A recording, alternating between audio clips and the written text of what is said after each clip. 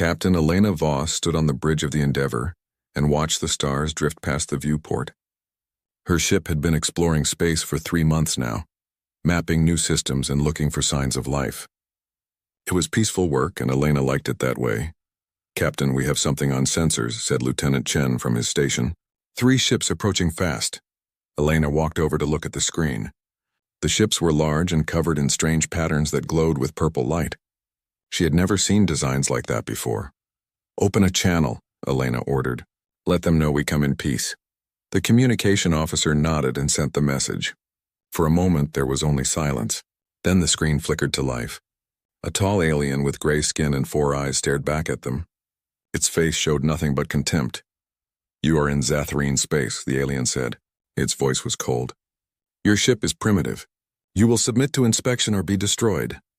Elena felt her jaw tighten. The Endeavour was in neutral space, not anyone's territory. She had checked the star charts 3 times. "We are on a peaceful mission," Elena replied calmly. "We have no intention of causing trouble. We will leave your space immediately." The Zatharine commander made a sound that might have been a laugh. "Your technology is an insult to proper civilization.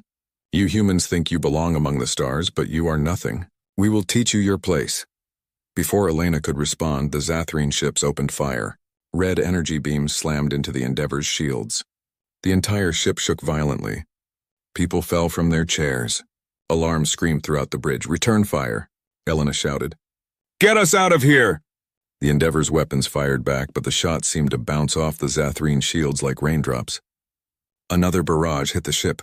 This time Elena heard the terrible sound of metal tearing. The lights on the bridge flickered and went dark. Emergency red lighting kicked in. "Engineering reports critical damage," someone called out. "We've lost main power. Life support is on backup." Elena gripped her command chair. "How many casualties?" There was a terrible pause. 17 dead, Captain, including Chief Engineer Morrison. Elena closed her eyes for just a moment. Morrison had been with her for 5 years. He had a wife and 2 children back on Earth. Now she would have to write them a letter she never wanted to write. The Zatharine commander appeared on the screen again. "This is what happens to primitives who venture where they do not belong. Your technology is pathetic. Your shields are like paper. Your weapons are toys. If we see another human ship in this sector, we will not be so merciful." The 3 alien ships turned and flew away, leaving the Endeavour drifting in space like a wounded animal. For hours, the crew worked in desperate silence. They patched holes in the hull with whatever they could find. They rerouted power through damaged systems. The ship's doctor, Sarah Chen, moved through the corridors, treating the injured and covering the dead with white sheets. Elena walked through the damaged sections of her ship. She saw the burned consoles and the holes in the walls where the Zatharine weapons had punched through. She saw the faces of her crew, some crying, some just staring at nothing with empty eyes. In engineering, she found Morrison's assistant, a young man named David, trying to repair the main reactor. His hands were shaking as he worked. "We can get her running again, Captain," David said without looking up. "It won't be pretty, but we can make it home." "Good work, David," Elena said quietly. She put a hand on his shoulder. "Morrison would be proud." David stopped working and turned to look at her. There were tears on his face. "They didn't have to do this. We weren't threatening them. We were just exploring." "I know," Elena said. She felt anger burning in her chest, hot and fierce. "I know." It took 3 days to get the engines working well enough to move. The journey back to Earth took 6 weeks instead of the usual 3. Every day, Elena sat in her captain's chair and thought about what had happened. She thought about the 17 people who had died. She thought about the Zatharine commander's face and his words. Primitives. Pathetic. Toys. When the Endeavour finally limped into Earth orbit, news cameras and military ships surrounded them immediately. The footage of the attack had been sent ahead. Everyone on Earth had seen what the Zatharine had done. Elena stood before the United Defense Council 2 days later. The room was full of admirals and generals and politicians. They all wanted answers. "Captain Voss," said Admiral Marcus Chen, "tell us everything." Elena told them about the attack. She told them about Morrison and the other 16 crew members who had died. She told them about the Zatharine commander's words and how he had laughed at human technology. When she finished, the room was silent. Then Admiral Chen spoke again. His voice was hard as steel. They called us primitives, he said. They said our technology was pathetic. They killed our people and left us to drift in space. He stood up and looked around the room. I say we show them what primitives can do when you make them angry. The other admirals nodded. One of them, a woman named General Rodriguez, leaned forward. We need a response. Not revenge, but a statement. We need to build something that will make every aggressive species in this galaxy think twice before they attack humans again. What do you have in mind? Someone asked. Admiral Chen smiled, but it was not a kind smile. We build a ship. Not just any ship. We build something they have never seen before. Something that will make them understand that humanity does not forgive easily. Elena felt something stir in her chest. Hope, maybe. Or perhaps it was something darker. What kind of ship? The most dangerous one ever created, Chen replied. And Captain Voss, you are going to command it. The meeting room deep inside Earth's military headquarters was packed with people. Scientists, engineers, military officers, and government officials filled every seat. On the large screen at the front of the room, Admiral Chen displayed images of the damaged Endeavour and the faces of the 17 dead crew members. Ladies and gentlemen, Chen began, for too long, humanity has been content to explore peacefully. We built our ships for science, not war. But the galaxy has shown us that peace alone is not enough. The Zathrene attacked us without provocation. They killed our people. They called us primitives. He paused and looked around the room. They made a mistake. They thought we would accept their cruelty and hide in fear. Instead, we are going to show them what humans do best. We adapt, we overcome. We build. Chen pressed a button and a new image appeared.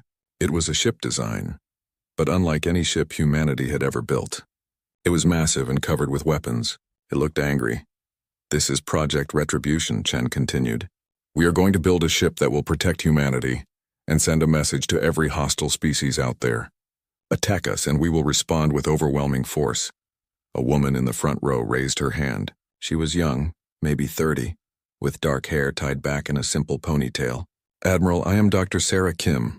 I work in quantum physics at MIT. That design shows fusion reactors, but the power output seems impossible with current technology. Chen smiled.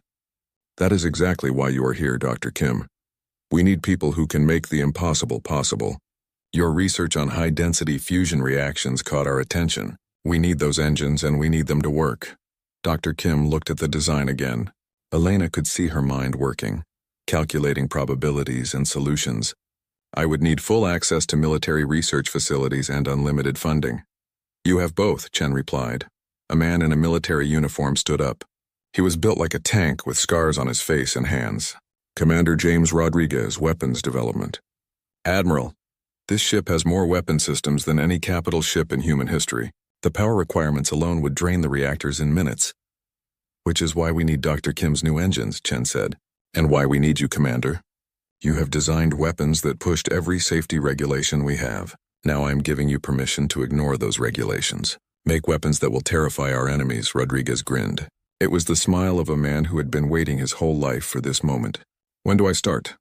Today, Chen replied. A thin man in the back raised his hand nervously. He wore thick glasses and a shirt with coffee stains. Kenji Yamamoto, Artificial Intelligence Research. Admiral, I see in these plans that you want a tactical AI system, but military AI is heavily restricted. The algorithms I have been developing are considered too dangerous for deployment. Chen nodded. I know about your work, Mr. Yamamoto. I also know that you have been developing a full tactical intelligence system in secret. Normally that would get you arrested. Today it makes you the most valuable person in this room.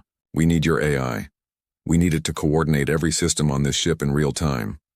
Yamamoto looked shocked. How did you know about Athena? We know everything, Mr. Yamamoto. The question is, will you help us? Yamamoto pushed his glasses up his nose. What you're asking for goes against every safety protocol. A true AI with military control could be dangerous. Not as dangerous as being defenseless, Elena spoke up from her seat. Everyone turned to look at her. I was there, Mr. Yamamoto. I watched 17 of my crew die because our technology was not good enough. I watched an alien commander laugh at us. If your AI can prevent that from ever happening again, then we need to take that risk. Yamamoto looked at her for a long moment. Then he nodded slowly. I will do it. But I want full control over the AI development. No military oversight, no committees. Just me and my team. Agreed, Chen said immediately. For the next hour, more people were introduced. Structural engineers who specialized in advanced materials, shield technicians who had radical new ideas, weapons experts who had been told their designs were too destructive to build. All of them had one thing in common. They were the best in their fields, and they were angry about what had happened to the Endeavor. After the meeting, Elena found herself in a small office with Admiral Chen and General Rodriguez. The general was a stern woman with gray hair and sharp eyes. "Captain Voss," Rodriguez began, "you understand what we are asking of you? This ship will be a weapon. Its purpose is to intimidate and, if necessary, destroy enemy vessels." "I understand," Elena replied. "You were a science officer before you became a captain." Rodriguez continued. "You dedicated your career to peaceful exploration. Can you command a warship?" Elena thought about Morrison. She thought about the young pilot who had died at his station, and the doctor who had been killed trying to save others. She thought about the Zathrene commander's face. "General, I became a captain to explore the stars and make contact with other civilizations peacefully," Elena said quietly. "But I also took an oath to protect my crew and my species. The Zathrene taught me that sometimes peace is not enough. Sometimes you need to show strength. Yes, I can command this ship." Rodriguez studied her face for a moment, then nodded. "Good, because you are going to need to be strong. This project will take months of intense work. The crew you select will need to trust you completely, and when we are done, you will take this ship into space and show the galaxy what humanity is capable of." Chen pulled out a data pad and handed it to Elena. "This contains everything we know about the Zathrene military, their allies, and other potentially hostile species. Study it, learn their tactics, find their weaknesses." Elena took the pad. "When do we start construction?" "The facility is already being prepared," Chen replied. "We are calling it Titan Forge. It is hidden in Saturn's rings, far from prying eyes. In 1 week, you and the entire team will transfer there. From that moment on, you will have one mission: build the most dangerous ship humanity has ever created." "What are we calling her?" Elena asked. Chen smiled. "The Prometheus Rising. In ancient mythology, Prometheus stole fire from the gods and gave it to humanity. The gods punished him for it, but humans used that fire to build civilization. The Zathrene think they are gods. We are going to steal their fire and use it to burn them." Elena looked at the ship design on her datapad. It was brutal and powerful, nothing like the peaceful exploration vessel she had commanded. But as she stared at it, she felt something growing inside her. Not just anger, but determination. The Zathrene had started this. Humanity would finish it. 1 week, she said. We will be ready. The Titan Forge facility floated hidden among Saturn's rings, a massive construction station that had been built in secret over the past decade. Elena stood in the observation deck and watched as hundreds of workers in spacesuits moved across, the skeletal frame of what would become the Prometheus Rising. "It is bigger than I expected," Dr. Kim said beside her. The physicist had dark circles under her eyes from lack of sleep, but her voice was excited. "The reactor housing alone is 3 times the size of a standard capital ship engine room." "Will your fusion system work?" Elena asked. Dr. Kim smiled. "It will work. I have been running simulations for 72 hours straight. The problem with conventional fusion reactors is that everyone tries to play it safe. They use magnetic containment fields that are too weak, fuel mixtures that are too stable. They are afraid of pushing the limits." "And you are not afraid?" Elena said. "Oh, I am terrified," Dr. Kim admitted. "But humans did not get to space by playing it safe. My reactors use a triple-core design with plasma temperatures that would make most engineers run away screaming. The containment fields operate at 98% of their maximum capacity. If something goes wrong, the whole reactor section could explode." Elena raised an eyebrow. "That does not sound reassuring." "But it works," Dr. Kim continued enthusiastically. "The power output is incredible. 3 times more energy than comparable alien technology. With that much power, we can run every system on this ship simultaneously and still have energy to spare. The aliens build efficient engines. We built powerful ones." Over the next weeks, Elena watched the ship take shape. The hull was unlike anything in human naval architecture. Commander Rodriguez had designed it using a carbon nanotube weave that could absorb and redistribute impact force. The outer layers contained millions of microscopic repair drones that could patch holes and reinforce damaged sections automatically. Traditional armor is stupid, Rodriguez explained one day as they inspected the hull construction. It just sits there and takes damage. Our armor fights back. It adapts. If the enemy hits one section repeatedly, the repair drones will reinforce that area and make it stronger. What about weapons? Elena asked. Rodriguez's eyes lit up. Follow me. They took a transport shuttle to the weapons deck. Elena stepped out and stopped. The entire level was filled with weapons systems. Railguns lined the walls. Missile tubes covered every available surface. Plasma cannons were being installed by teams of engineers. Energy beam emitters, kinetic projectile launchers, and systems Elena did not even recognize filled the space. Most alien ships specialize, Rodriguez explained. They have beam weapons or missiles or plasma cannons. They pick one or two types and optimize for those. We said no to that idea. The Prometheus Rising carries everything. If one weapon does not work against an enemy, we try another. And another. We keep hitting them until something breaks. Elena walked along the weapon deck. This seems excessive. Excessive is the point, Rodriguez replied. When this ship enters a battle, I want the enemy to look at their sensors and feel fear. I want them to see the weapon signatures and realize they made a terrible mistake. Humans do not build elegant weapons, Captain. We build weapons that work. In another section of the ship, Kenji Yamamoto worked in a sealed laboratory filled with computer equipment. Elena had to go through 3 security checkpoints just to visit him. When she finally entered, she found him talking to a wall of screens displaying lines of code. Mr. Yamamoto? Elena called out. He turned around, startled. Captain Voss, I apologize. I was discussing strategy protocols with Athena. The AI is active? Elena asked, surprised. In a limited capacity, Yamamoto said. Right now she is still learning, but she is already showing remarkable capabilities. Watch this. He typed something on a keyboard. Immediately, a holographic display appeared in the center of the room. It showed the Prometheus Rising surrounded by enemy ships. The simulation ran, and Elena watched as the ship coordinated its weapons with perfect precision. Missiles fired in patterns that herded enemy ships into kill zones. Railguns tracked multiple targets simultaneously. The defensive systems worked together like a living organism. Athena can coordinate every system on this ship at once, Yamamoto explained. Human crews need time to process information and give orders. Athena processes information in microseconds. She sees patterns and opportunities that humans would miss, and she learns from every engagement. Is she dangerous? Elena asked quietly. Yamamoto was silent for a moment. Any weapon is dangerous, Captain. The question is whether the danger is controlled. I have built safeguards into her programming. She cannot harm humans. She cannot take control of the ship without authorization. She is a tool, not a commander. But she is more than just a computer, Elena said.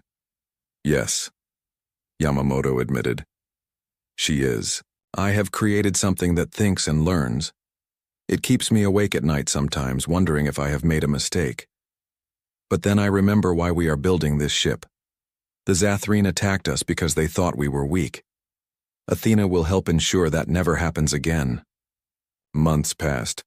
The Prometheus Rising grew from a skeleton to a complete vessel. Engineers installed the last hull plates. Technicians activated the weapon systems one by one. Dr. Kim's fusion reactors came online, flooding the ship with power. Elena walked through the completed corridors and felt awe. This was not a ship built for exploration or peace. This was a ship built for war. Every surface, every system, every weapon was designed with one purpose in mind: to make humanity's enemies regret their aggression. The crew began arriving. 3,000 men and women, all volunteers. Many were survivors of attacks by hostile aliens. Others were relatives of people who had been killed. All of them shared the same determination. They wanted to show the galaxy that humanity could not be pushed around. Elena met with each department head personally. The weapons officer was a veteran who had lost her entire squadron in a pirate attack. The chief engineer was Morrison's former assistant, David, who had begged for the position. The medical officer had treated the wounded from the Endeavour attack. "We are ready, Captain," Admiral Chen told her during a video call. "The Prometheus Rising is complete. It is time for the shakedown cruise. Elena stood on the bridge of her new ship. It was 3 times larger than the Endeavor's bridge, with dozens of stations and screens displaying information. In the center of everything was a holographic projector, where Athena could appear.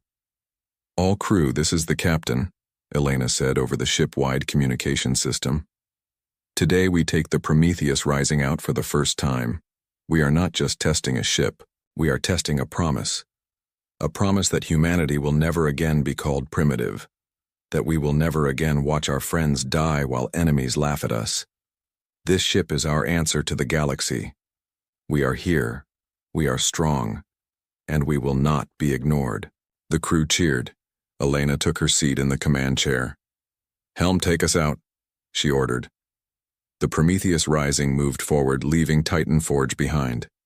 Its engines burned bright in the darkness of space, and the most dangerous ship humanity had ever created began its journey. The first week of testing was a disaster. Elena sat in her ready room reading damage reports with growing frustration. During a weapons test, 3 railguns had fired simultaneously and overloaded the power grid. Half the ship had lost power for 20 minutes. In another test, the missile systems had launched correctly, but the targeting AI had confused friendly drones with enemy targets. "We built this ship too fast," Commander Rodriguez admitted during a meeting with the senior staff. "We put so many systems together that they are fighting each other for power and processing time." Dr. Kim nodded in agreement. "The reactors are producing enough energy, but the distribution network cannot handle the load when multiple systems activate at once. We need to redesign the power management system." "We don't have time for a redesign," Elena said. "The Defense Council wants results. They want us to begin patrols within a month." "Then we will fail," Yamamoto said bluntly. Everyone turned to look at him. "Captain, this ship was built with anger, not wisdom. We put every weapon we could think of on it. We made the reactors as powerful as possible. We crammed in technology without thinking about how it would all work together. The result is a ship that is dangerous to its own crew." Elena felt anger rising in her chest, but she forced it down. Yamamoto was right. They had been so focused on making something powerful that they had forgotten to make it functional. "What do you suggest?" she asked. "Give Athena more control," Yamamoto replied. "Right now the crew is trying to coordinate hundreds of systems manually. It is too much. But Athena can manage it. She can balance power distribution, coordinate weapons fire, and adjust defensive systems in real time. Let her do what she was designed to do." "That means giving an AI control of a warship," the weapons officer said nervously. "What if something goes wrong?" "Something is already wrong," Yamamoto pointed out. "We either trust Athena, or we accept that this ship will never reach its potential." Elena made her decision. "Do it, give Athena full tactical control. But I want manual overrides on everything. If I give an order, the systems respond to me, not the AI." "Understood," Yamamoto said. Over the next 2 weeks, the crew learned to work with Athena instead of fighting against her. The AI's holographic form appeared on the bridge, a simple geometric pattern of blue light. Her voice was calm and professional. "Captain, I am detecting inefficient power usage in the port weapons array," Athena would say. "Recommend shutting down 3 railguns to maintain optimal energy levels." At first, the crew resented taking orders from a computer, but gradually they began to see the benefits. Systems that had been clumsy and slow became smooth and coordinated. The ship began to feel less like a collection of parts and more like a single unified weapon. "We are ready for a combat simulation," Elena announced one morning. "Athena, load simulation program Delta 7. The bridge screens lit up with tactical data. The simulation showed the Prometheus Rising facing 10 enemy cruisers in an asteroid field. It was a scenario designed to be nearly impossible to win. "Begin simulation," Elena ordered. What happened next amazed her. The Prometheus Rising moved through the asteroids like a dancer. Athena calculated trajectories that seemed impossible, using the asteroids as cover while coordinating weapon strikes with perfect timing. Railguns fired through gaps between rocks. Missiles used the asteroids to hide their approach. In less than 5 minutes, all 10 enemy ships were destroyed. "Simulation complete," Athena announced. 0 damage sustained. The bridge crew sat in stunned silence. Then someone started clapping, and soon everyone was cheering. They had finally found the ship's true potential. "Well done, Athena. Elena said with a smile. Well done, everyone. 2 days later, the Prometheus Rising was conducting deep space maneuvers when Athena spoke urgently. Captain, I am detecting 3 ships on an intercept course. Configuration matches Zathrene military vessels. Elena felt her heart rate increase. Battle stations. All crew to combat positions. The bridge transformed as crew members rushed to their stations. Red alert lights bathed everything in crimson. Elena pulled up the tactical display and saw the 3 Zathrene ships approaching. They were the same design as the ones that had attacked the Endeavor. Open a channel, Elena ordered. The main screen flickered and a familiar face appeared. It was the same Zathrene commander who had attacked her ship months ago. His 4 eyes widened in recognition. You, he said with surprise. The primitive captain from the weak ship. You survived. I did, Elena replied coldly. And I brought friends. The Zathrene commander looked at his instruments, then back at the screen. His expression became amused. You bring 1 ship against 3? You humans truly are stupid. Your last vessel was pathetic. This one will be no different. I am giving you 1 chance, Elena said. Leave now. Do not make me show you what this ship can do. The Zathrene commander laughed, the same cruel laugh Elena had heard in her nightmares. You think you can threaten us? Your technology is primitive. Your weapons are toys. We will destroy you just like we destroyed your last ship. And then we will go to Earth and show your people what happens to species who do not know their place. He cut the transmission. Immediately, all 3 Zathrene ships opened fire. Athena, you have tactical control, Elena said calmly. Show them what we built. What happened next would be talked about in military academies for years to come. The Zathrene expected the same weak ship they had fought before. Instead, they encountered a nightmare. The Prometheus Rising's shields absorbed the first barrage without even flickering. Then the ship moved, accelerating with impossible speed. Athena coordinated every weapon system simultaneously. Railguns fired in a pattern that overwhelmed the Zathrene shields. Plasma cannons melted through armor plating. Missiles weaved through defensive fire like they had minds of their own. But Elena had given Athena specific instructions. Disable, do not destroy. So Athena targeted engines and weapon systems. The first Zathrene ship lost its engines and spun helplessly in space. The second lost all its weapons in a precise strike that left the rest of the ship intact. The third tried to run, but a missile took out its faster-than-light drive. The entire engagement lasted 47 seconds. Elena opened a channel to all 3 ships. The Zathrene commander appeared on screen again, but his arrogance was gone. Now he looked terrified. You called us primitives, Elena said quietly. You said our technology was pathetic. You killed 17 of my crew members and laughed about it. She leaned forward. Now you are going to go back to your collective.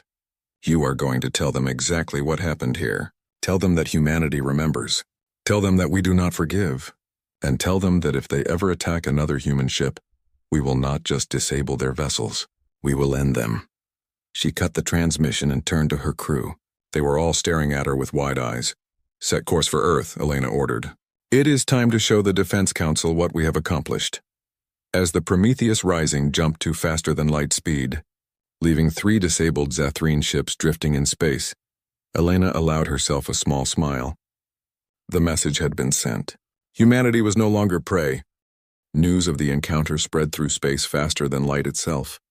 Within days, every major civilization in the galaxy knew about the human ship that had defeated 3 Zathrene vessels in less than a minute. Some species sent congratulations. Others sent warnings. But the Zathrene sent a declaration of war. Admiral Chen called Elena to a secure video conference. His face was grim. The Zathrene Collective has assembled a fleet, he said.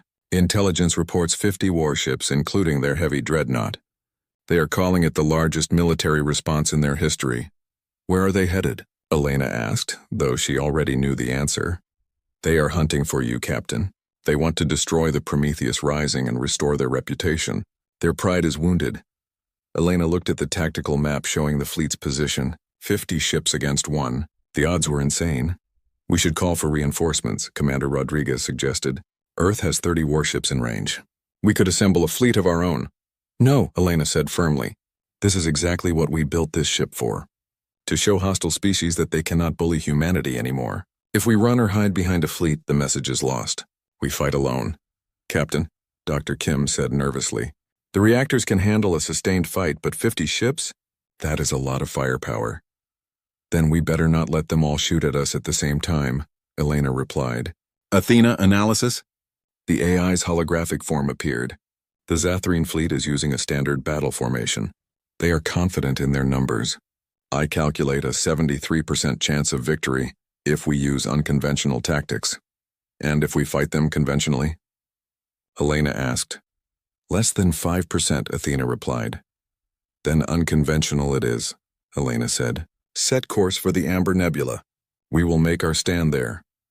The Amber Nebula was a massive cloud of gas and dust that interfered with sensors and communications. Most ships avoided it because it made navigation difficult. The Prometheus Rising arrived 3 days before the Zathrine fleet and prepared for battle. Elena walked through the ship, talking to her crew. She saw determination in their faces, but also fear. They were about to face overwhelming odds. I know you are scared, she told them in the mess hall. I am scared too. But remember why we are here. Remember the Endeavor.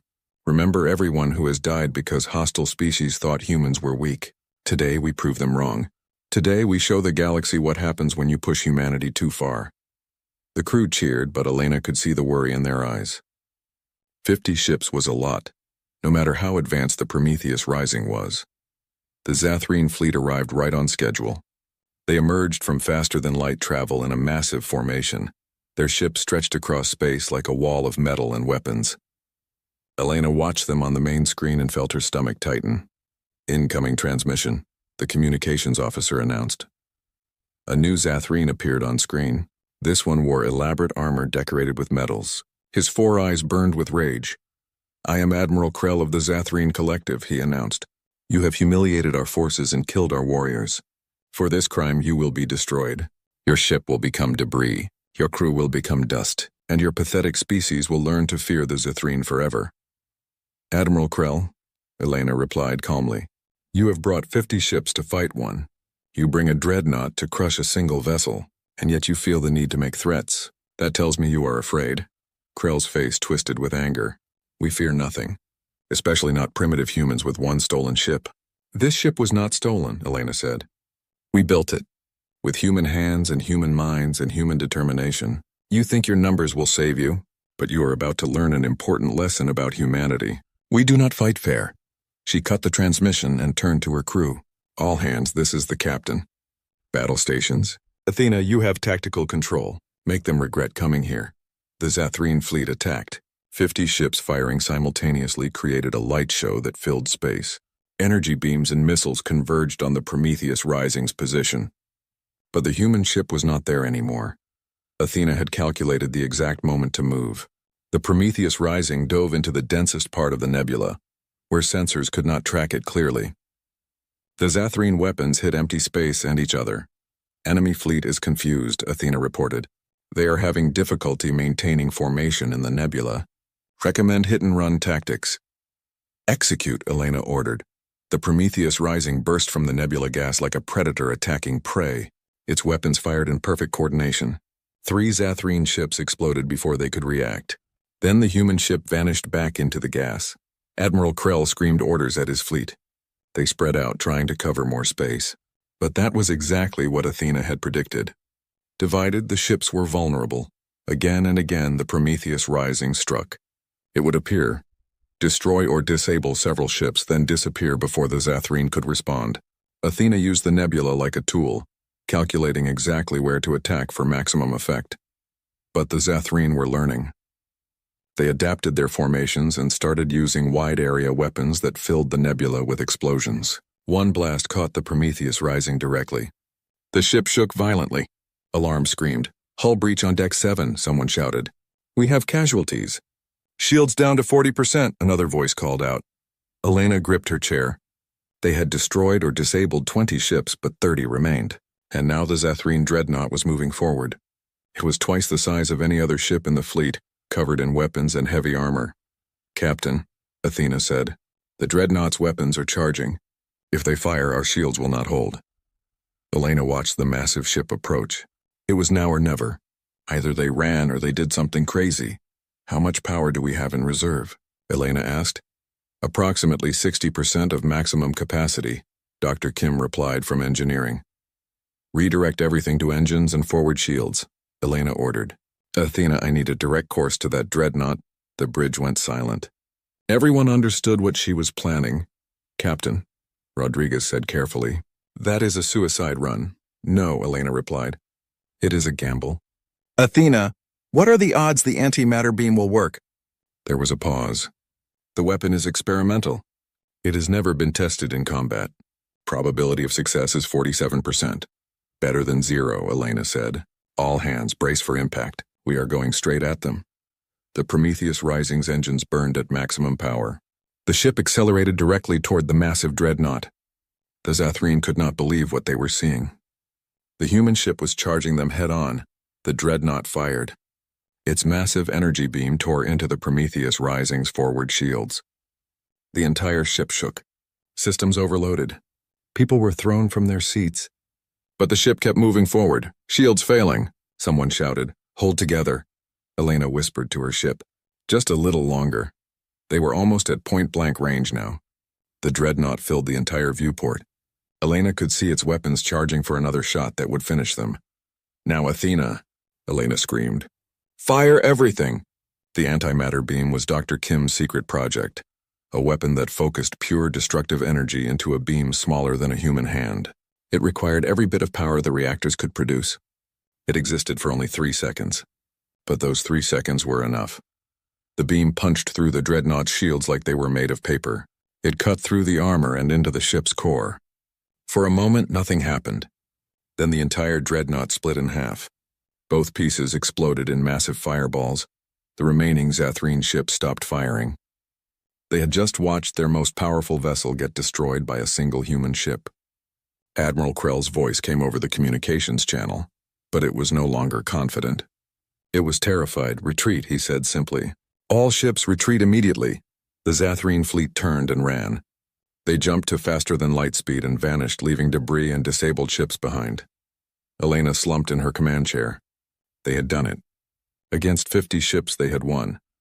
Damage report, she said weakly. Hull breaches on 3 decks. 27 casualties. Main reactor is operating at 30% capacity, but we are alive. Elena closed her eyes. 27 dead. 27 more names to add to the memorial. But they had proven something important. Humanity could not be bullied anymore. The Prometheus Rising limped back to Earth orbit. The journey took 2 weeks because half the faster-than-light drive was damaged. Elena spent those weeks visiting the wounded in medical bay and writing letters to the families of the dead. 27 more people had given their lives. 27 more reasons to remember that victory always came with a price. When they finally arrived at Earth, thousands of ships surrounded them. Military vessels, civilian craft, news shuttles, all of them waiting to see the ship that had defeated 50 Zathreen warships. Elena stood at the viewport and watched the planet below. Somewhere down there, families were receiving her letters and crying over loved ones who would never come home. Captain, the communications officer called out. Admiral Chen is requesting a video conference. Chen's face appeared on the screen. He was smiling, but his eyes were sad. He understood the cost of their victory. Captain Voss, the entire world is celebrating. You have done something incredible. You have shown every hostile species in the galaxy that humanity is not to be trifled with. We paid for that message with 27 lives, Elena replied quietly, and 17 more died on the Endeavor. That is 44 people who will never see their families again. I know, Chen said, and I wish I could tell you that their sacrifice will mean no one else has to die. But that would be a lie. The galaxy is a dangerous place. There will be more fights, more casualties. But because of what you did, maybe there will be fewer. Maybe some species will think twice before attacking humans. That has to mean something. Before Elena could respond, another message came through. This one had the seal of the Galactic Council, the organization that governed relations between the major civilizations. They are requesting your presence at an emergency session, Chen said. Every member species wants to meet the captain of the Prometheus Rising. 3 days later, Elena took a shuttle down to the council station that orbited a neutral moon. She wore her full military uniform, and the medal for the 17 crew members lost on the Endeavor hung over her heart.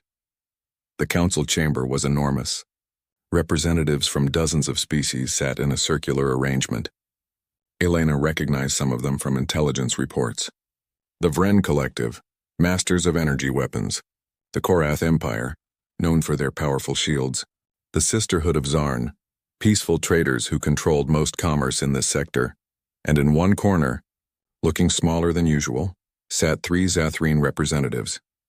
The council speaker, a tall alien with blue skin and multiple arms, stood to address the chamber. We gather today to discuss the recent conflict between the human species and the Zathrene Collective. The humans, despite being one of the youngest spacefaring civilizations, have demonstrated military capability that has shocked the galaxy. Murmurs filled the chamber. Helena stood calmly, her hands behind her back as various species debated what she represented. They are dangerous, one representative said. They built a warship more powerful than anything we have seen in decades. What is to stop them from building more? From conquering their neighbors? They defended themselves, another argued. The Zathrene attacked first, unprovoked. The humans simply responded. The speaker raised a hand for silence. Captain Voss, you may address the council. Elena stepped forward. Every eye in the chamber focused on her. She thought about Morrison and the others who had died. She thought about the crew of the Prometheus Rising, wounded but still standing. She thought about humanity, small and young compared to these ancient civilizations trying to find its place among the stars. Members of the council, she began. 6 months ago, my ship was attacked without warning. We were on a peaceful exploration mission. We threatened no one. We made no demands. And yet we were fired upon. 17 of my crew were killed. The attacking commander called us primitives. He said our technology was pathetic. He left us to die in space. She paused and looked around the chamber. Humanity is young. That is true. We have only been traveling the stars for a few generations. Many of you have civilizations that are thousands of years old. Your technology is elegant and efficient. You have learned to build ships that work in harmony with the universe. But we humans, she continued, we learned something different. We learned to survive. For millions of years on our homeworld, we were not the strongest species. We were not the fastest. We did not have claws or armor or venom. What we had was stubbornness. When something threatened us, we did not run or hide. We adapted. We overcame. We built tools and weapons and kept fighting until we won. The Zathrene made a mistake, Elena said, her voice growing stronger. They thought that because we were young, we were weak. They thought they could attack us without consequences. So we showed them what humans do when threatened. We built the Prometheus Rising, not because we want to conquer anyone. Not because we seek to dominate the galaxy, but because we refuse to be victims. She looked directly at the Zathrene representatives. They would not meet her eyes. We do not want war, Elena continued. We want peace. We want to explore and learn and trade with other species. But peace does not mean weakness. It does not mean we will accept being attacked or bullied or called primitive. The Prometheus Rising is a promise. Attack humanity and we will respond with everything we have. The chamber was silent. Then the Vren representative stood. Captain Voss, your words are noted. But many here fear what your species might become. You have built one ship of incredible power. What is to stop you from building 100? 1,000? Elena nodded. That is a fair question. Let me answer it clearly. Humanity could build more ships like the Prometheus Rising. We have the knowledge and the resources, but we choose not to. One ship is enough to send our message. We are building new vessels now, but they are exploration ships and cargo haulers and science vessels, ships of peace, not war. The Prometheus Rising will remain, she continued. It will patrol human space and protect our people, but it will not be used for aggression or conquest. It exists only to ensure that what happened to the Endeavor never happens again. The council speaker considered her words. And if another species attacks humans, what then? Then we respond appropriately, Elena said simply. We defend ourselves. We protect our people. But we do not seek revenge or domination. We seek only safety and respect. The vote took 3 hours.